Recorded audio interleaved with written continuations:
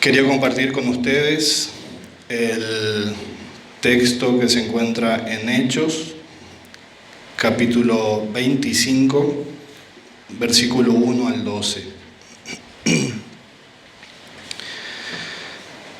Dice así la palabra de Dios. 3 días después de que Festo llegó a la provincia, fue de Cesarea a Jerusalén. Los principales sacerdotes y los judíos más influyentes se presentaron ante él y hablaron en contra de Pablo.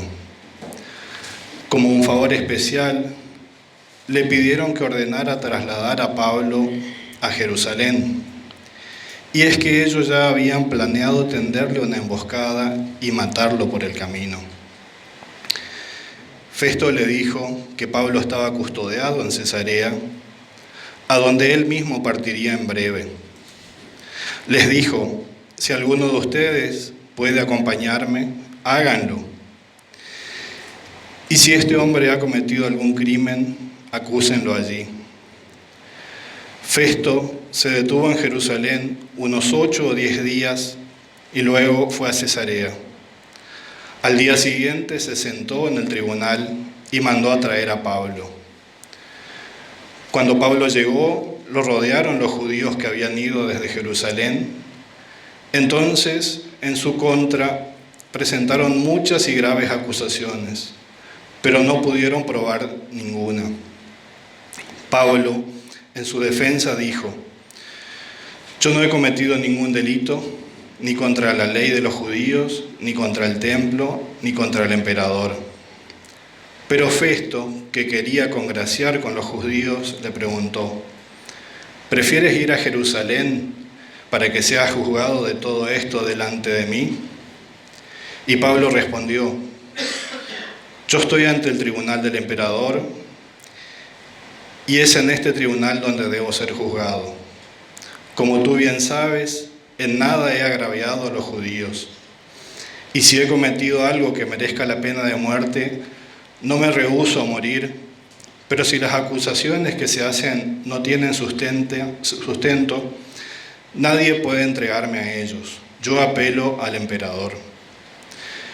Entonces Festo habló con el consejo y después de consultar con ellos respondió: puesto que has apelado al emperador, ante el emperador comparecerás.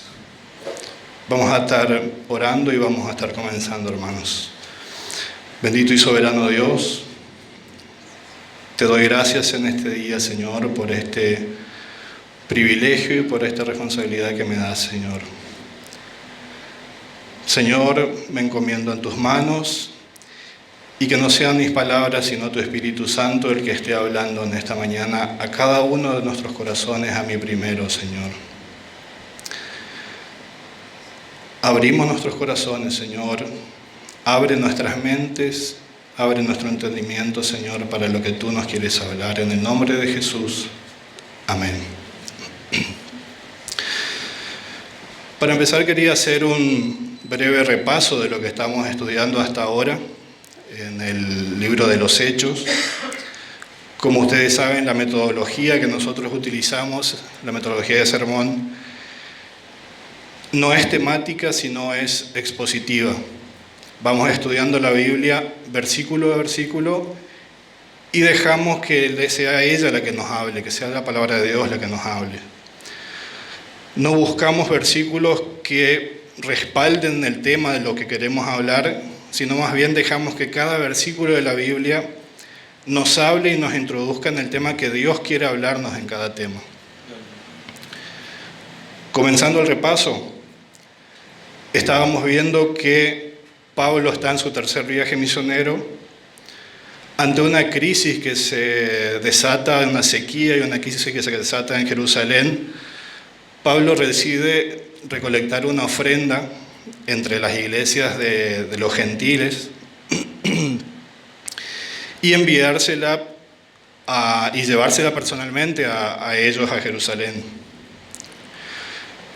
Como dije, la región estaba atravesando una gran sequía, una feroz crisis económica, y Pablo, en un acto de amor, decide recolectar esta ofrenda.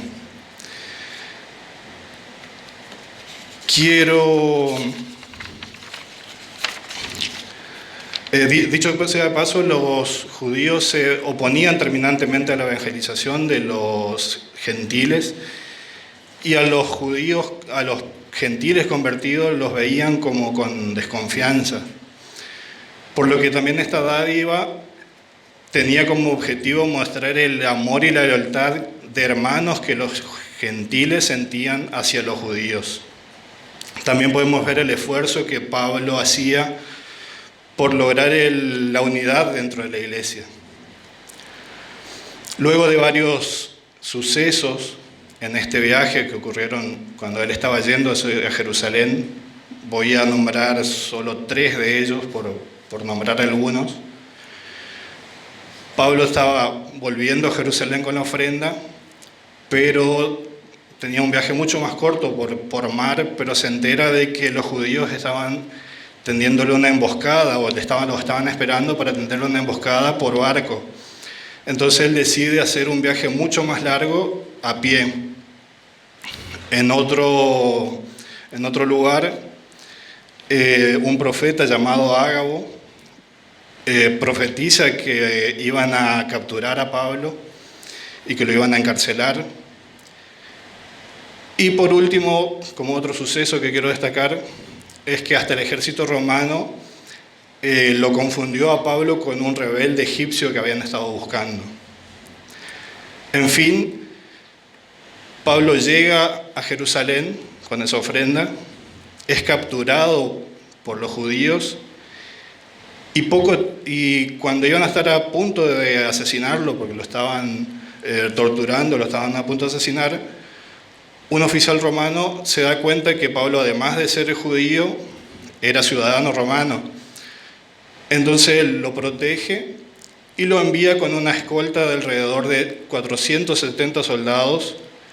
Lo envía a Cesarea, donde era la sede del gobernador Félix. Allí, Félix espera que lleguen los acusadores de Pablo y lo interroga. Como los inculpadores de Pablo no pueden probar ninguna de sus acusaciones, Félix se da cuenta de que Pablo es inocente, pero aún así él decide dejarlo encarcelado. Por una parte, Félix quería complacer a los judíos, y por otra parte esperaba que Pablo le ofreciese dinero a cambio de su libertad, que le ofreciese un soborno. 2 años pasaron de esto. Con Pablo en la cárcel, Félix es removido de su cargo y fue puesto en su lugar Porcio Festo, otro gobernador. Como un comentario adicional y cerrando esta breve reseña histórica, podemos mencionar que es evidente que los romanos no sabían qué hacer con Pablo. Ellos se daban cuenta, ellos podían darse cuenta de que Pablo no era un criminal, pero Pablo declaraba que un hombre crucificado por Roma, que había sido muerto y resucitado, muerto y crucificado y muerto, ahora es el rey crucificado del mundo. Y eso era un problema para Pablo, eso lo metía en problemas. Hasta acá un panorama histórico. Y empezamos con el texto. Quiero aclarar que dividí la porción que leímos en 3 secciones, de las cuales quiero sacar 3 títulos a destacar y poder sacar enseñanzas de esos títulos. Versículo 1 y 2 nos dice: 3 días después de que Festo llegó a la provincia, fue de Cesarea a Jerusalén. Los principales sacerdotes y judíos más influyentes se presentaron ante él y hablaron en contra de Pablo. El primer punto que quiero destacar es que los enemigos de la iglesia, y por ende los enemigos de los cristianos, no pierden el tiempo. Una de las enseñanzas que nos dejó el sermón del domingo pasado es que los cristianos no debemos dilatar el tiempo. El gobernador Félix le había dicho a Pablo: vete por ahora, cuando tenga tiempo te llamo. Sin embargo, el tiempo para Félix se acabó. Dios le concedió 2 años en los cuales tuvo la oportunidad de acercarse al camino que Pablo le había mostrado, pero sin embargo el tiempo se acabó. Poco se sabe de Félix después de que lo destituyeron. La historia dice que fue juzgado y que el emperador Nerón lo condenó a muerte, pero que fue rescatado por un hermano suyo que se llamaba Palas y que era muy influyente en el gobierno del emperador romano, del emperador Nerón. Podríamos deducir de esto que Félix no tuvo ninguno de los honores que suele tener un político retirado de hacerlo, por decirlo de alguna forma. Volviendo al texto, a 3 días de asumir, Festo viaja a Jerusalén y con lo primero que se encuentra son con las acusaciones contra Pablo. Ahora, se pueden imaginar conmigo en un momento, habíamos visto que la región estaba afectada por una gran sequía, estaba atravesando serios problemas económicos, por lo tanto podemos imaginarnos hambres, todo tipo de necesidades. Había una secta que estaba poniendo en alerta al Imperio Romano, que era la secta de los celotes, que ellos estaban cometiendo asesinato a luz del día, y que era un problema para ese momento, para los judíos. Pero sin embargo, a pesar de todo esto, el primer y principal problema que los líderes religiosos presentan al gobernador es Pablo. Una vez más vemos el patrón que habíamos visto en el capítulo 24 de los Hechos, que el mal actúa rápido y en orden. Respecto del versículo 12 habíamos visto en la última parte que decía: y hablaron en contra de Pablo, pero en otra versión de la Biblia dice: presentaron una acusación formal contra Pablo. O sea, ellos no estaban improvisando, no era algo que surgió, que asumió el nuevo gobernador y que ellos, presentaron porque no le quedaba otra, sino que dice: presentaron una acusación formal. No creo que una acusación formal se presente en cuestión de días. Seguimos, el versículo 3. Dice: como un favor especial, le pidieron que ordenara trasladar a Pablo a Jerusalén. Y es que ellos ya habían hecho planes para tenderle una emboscada y matarlo en el camino. Acá es el segundo punto que quiero destacar, y es que los hijos del diablo no perdonan, no olvidan y con recurrencia buscan la venganza. 2 años después, ellos volvían a poner en marcha el mismo plan. 2 años antes, los judíos habían diseñado este plan de pedir que trasladaran a Pablo a Jerusalén y asesinarlo por el camino. Pero como pudimos ver al principio, un comandante romano lo impidió, tomando los recaudos para el traslado de Pablo, y así desbarató el plan. 2 años pasaron ya que Pablo no alborotaba la ciudad. 2 años pasaron que ya no profanaba el templo, como ellos habían dicho. 2 años pasaron de que ya Pablo no era una plaga porque él estaba encarcelado. Porque si recuerdan, a Pablo habían llamado una plaga para la sociedad, para el pueblo. Sin embargo, su furia seguía latente contra él.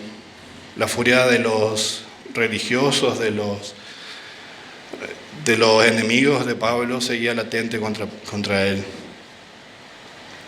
Es que el reino de las tinieblas, el solo hecho que un hijo de Dios exista ya es un problema.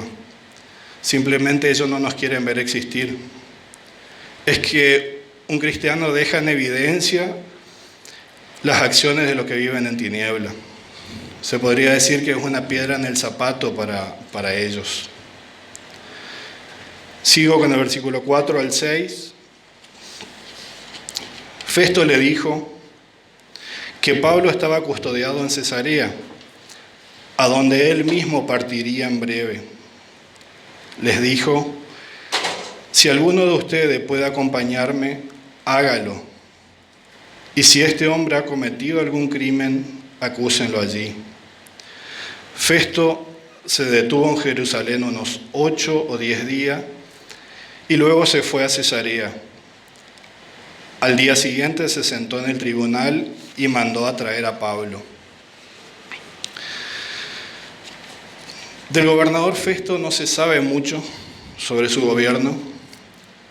El historiador Josefo dice que al parecer en este tiempo continuó acentuándose la crisis que venía dándose, y esta crisis económica afectó severamente la estabilidad política de los gobiernos y de los gobernantes en ese momento. Recordemos que es la misma crisis que llevó a Pablo a recolectar la colecta para llevarlo a los cristianos de Jerusalén. El mismo historiador también da a entender que Festo tenía un carácter noble y justo, en contraste con lo que habíamos visto domingos anteriores, que era Félix su predecesor. Siguiendo con el versículo 7, Cuando Pablo llegó, lo rodearon los judíos que habían ido desde Jerusalén. Presentaron en su contra muchas y graves acusaciones, pero no pudieron probar ninguna. Una vez más, vemos al mal acusando con muchas y graves acusaciones, y sin embargo no la podían probar. Romanos 8, 33 y 34 nos dice: ¿quién acusará a los escogidos de Dios? Dios es el que justifica. ¿Quién es el que condena? Cristo Jesús es el que murió, sí, más aún el que resucitó, el que además está sentado a la diestra de Dios y que también intercede por nosotros. Habiendo tenido 2 años para reunir pruebas, para incriminar a Pablo en algún delito o en algún ilícito y para respaldar las acusaciones que habían hecho, no pudieron conseguirlo. El versículo 8 al 12 continúa diciendo: Pablo en su defensa dijo: yo no he cometido ningún delito, ni contra la ley de los judíos, ni contra el templo, ni tampoco contra el emperador. Pero Festo, que se quería congraciar con los judíos, le preguntó: ¿prefieres ir a Jerusalén para que seas juzgado de todo esto delante de mí? Y Pablo respondió: yo estoy ante el tribunal del emperador, y es en este tribunal donde debo ser juzgado. Como tú bien sabes, en nada he agraviado a los judíos. Si he cometido algo que merezca la pena de muerte, no me rehúso a morir. Pero si las acusaciones que me hacen no tienen sustento, nadie puede entregarme a ellos. Yo apelo al emperador. Entonces Festo habló con el consejo, y después que de consultar con ellos respondió: puesto que has apelado al emperador, ante el emperador comparecerás. Analizando estas palabras de Pablo en su defensa, pensaba en las palabras del Señor Jesús en Mateo 10:16, donde dice: miren, yo los envío como ovejas en medio de lobos. Por tanto, sean astutos como serpientes e inocentes como palomas. Pablo sabía que era inocente, el gobernador sabía que era inocente, y más adelante podemos ver que fue interrogado por el rey Agripa, y hasta el rey Agripa consideró que Pablo merecía la libertad. Si lo analizamos desde la lógica humana, Pablo tenía todas las de ganar. Si para trasladarlo de Jerusalén a Cesarea habían utilizado 470 soldados romanos, como habíamos dicho, no creo que el número haya sido un problema para el ejército romano. Teniendo, entre comillas, al gobernador de su lado, Pablo le podía haber pedido 1000 soldados para que lo escoltaran.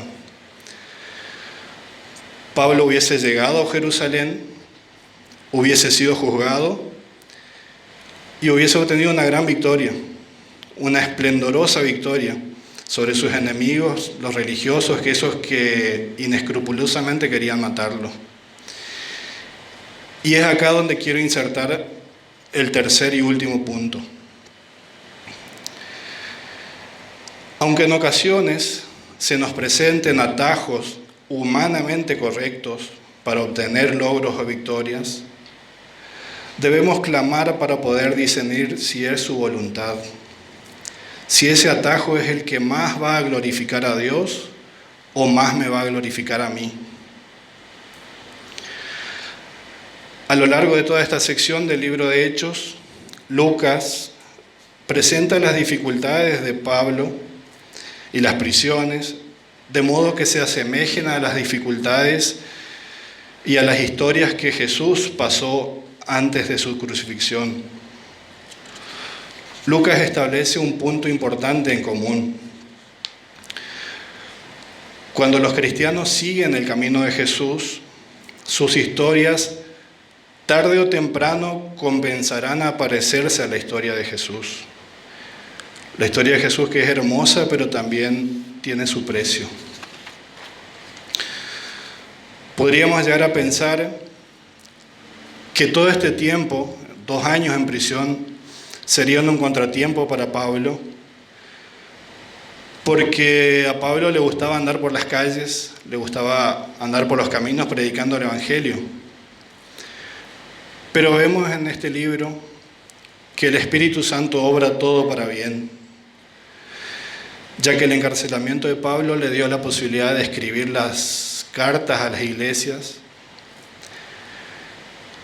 y que perduraron esas cartas y nos ayudan y nos instruyen hasta hoy. Y ahora, por último, quisiera hacer unas preguntas para que podamos autoevaluarnos, para que podamos sacar conclusiones y poder corregir nuestro camino si es que nos estamos desviando. Una de las preguntas que quiero hacer es: ¿somos conscientes de que el mundo espiritual maligno que nos rodea no se toma descanso? Que no podemos darnos el gusto de concederle ni un solo día porque ellos no pierden el tiempo. Pablo sacrificó su libertad y a la larga su vida por amor a sus hermanos y por abogar a favor de la unidad de dentro de la iglesia. La otra pregunta es: ¿estoy dispuesto a ceder en mis posturas? ¿Estoy dispuesto a ceder en el conocimiento que creo tener ante otros que no tienen la misma luz que a mí me fue dada por gracia? ¿O a ceder aún en bendiciones materiales a fin de amarme más con mi hermano?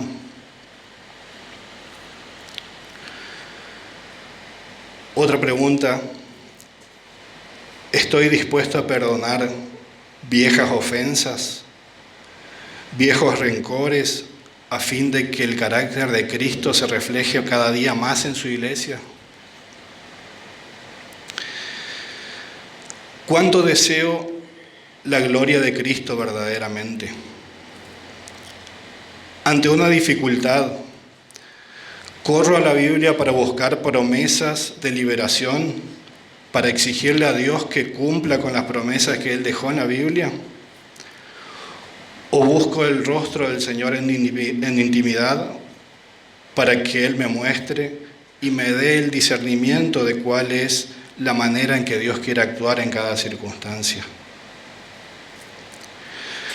Para que Él me muestre la manera en que Él salga más glorificado, aun cuando yo no reciba ninguna gloria o ningún beneficio terrenal.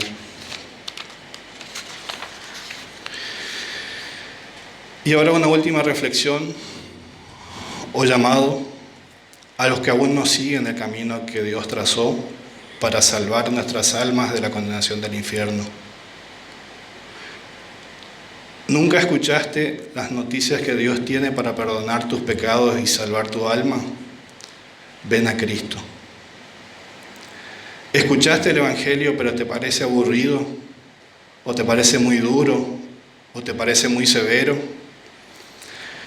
Félix tuvo 2 años para hacerlo, pero un día su tiempo se acabó. No sabemos cuánto tiempo nos queda. Ven a Cristo. Estás en una iglesia que se denomina cristiana, pero el centro de la doctrina no es la Biblia, porque según ellos la Biblia era para otras culturas. Y ahora los tiempos cambiaron, así que hay que reinventarse. La inerrancia y la infalibilidad de la Biblia no se negocia. Ven a Cristo.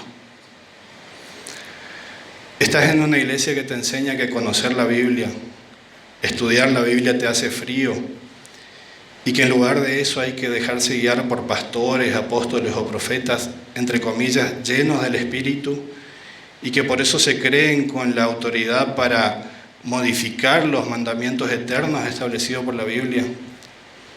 Vení a Cristo, no pierdas el tiempo. Y por último, para terminar, y ahora sí es el último, si vas recorriendo el camino que Cristo nos dejó,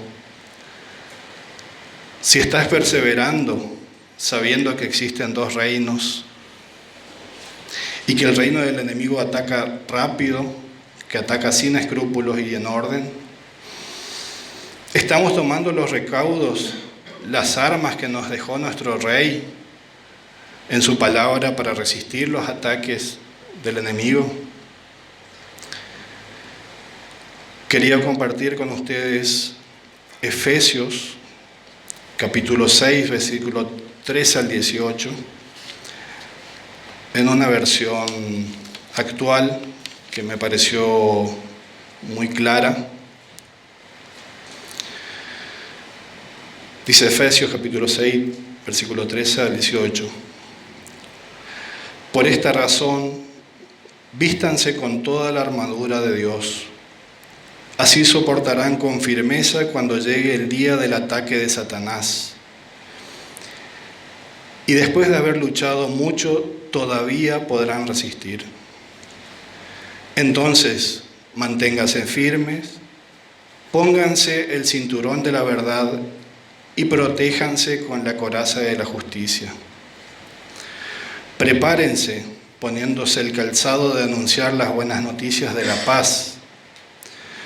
Pero sobre todo, tomen el escudo de la fe para poder detener las flechas encendidas del maligno. Utilicen la salvación como casco protector. Tomen la espada del Espíritu, que es la palabra de Dios.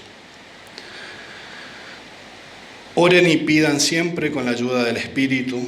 Manténganse alerta y no dejen de orar por todo el pueblo santo. Oramos. Bendito y soberano Dios, te damos gracias, Señor, en esta mañana. Señor, Más allá de mi falta de elocuencia, es tu Espíritu Santo el que habla. Y es tu Espíritu Santo el que ilumina y el que transforma corazones y vidas. Yo te ruego por lo que estamos aquí y por lo que eventualmente pueden estar viendo, Señor, este mensaje. Obra en sus corazones, obra en nuestros corazones. Señor, te lo rogamos en el nombre de Jesús. Amén.